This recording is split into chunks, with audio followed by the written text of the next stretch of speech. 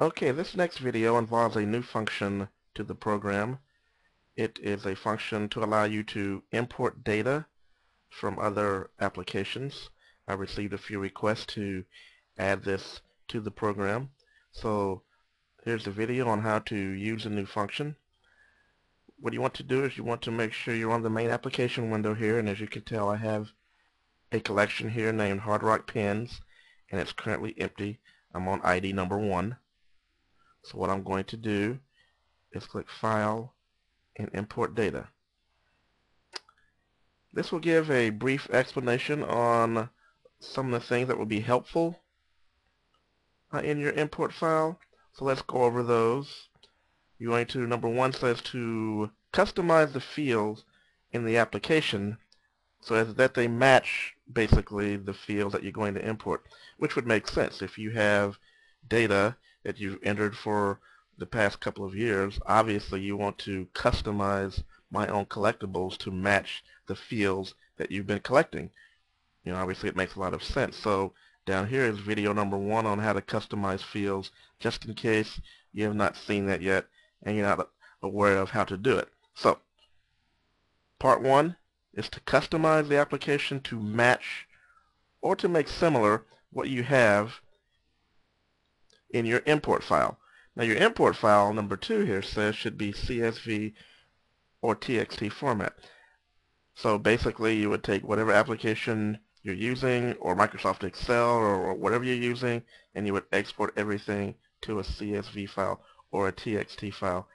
It also mentions that the top row should contain the column headers. That is very important, as you will see later on.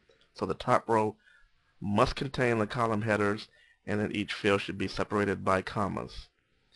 Now any fields that contain commas, they must be enclosed in quotes. That's also important as well. Now if you're using an application that will convert data to CSV, then it will most likely do that for you. So you don't need to really worry about that. It will actually enclose any fields and commas with quotes. Number 4 talks about watching this video that you're watching now. And number 5 says to proceed, click continue. Now down at the very bottom here is an example import file link. So if I click it, and let me move this window into here, it will show you what an example file will look like. So I will go ahead and lower this font down to 8.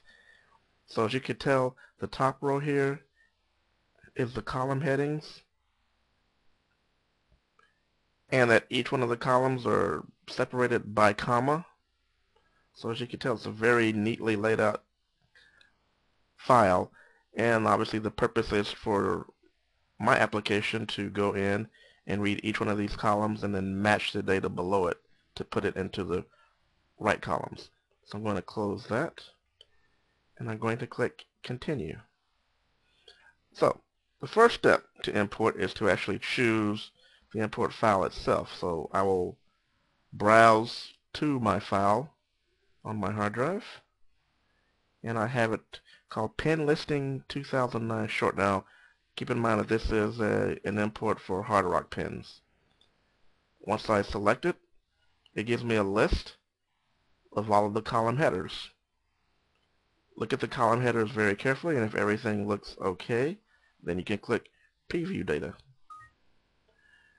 A message comes up informing you that you need to examine the grid carefully to make sure the import file is being read correctly.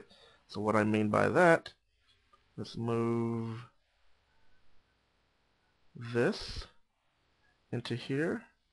And what I'm going to do here in a moment, I'm going to move on to the next video because it's going to take more than one video to show you how the import processor works. So actually I'm going to stop right now, and we will pick up in the next video where I left off here.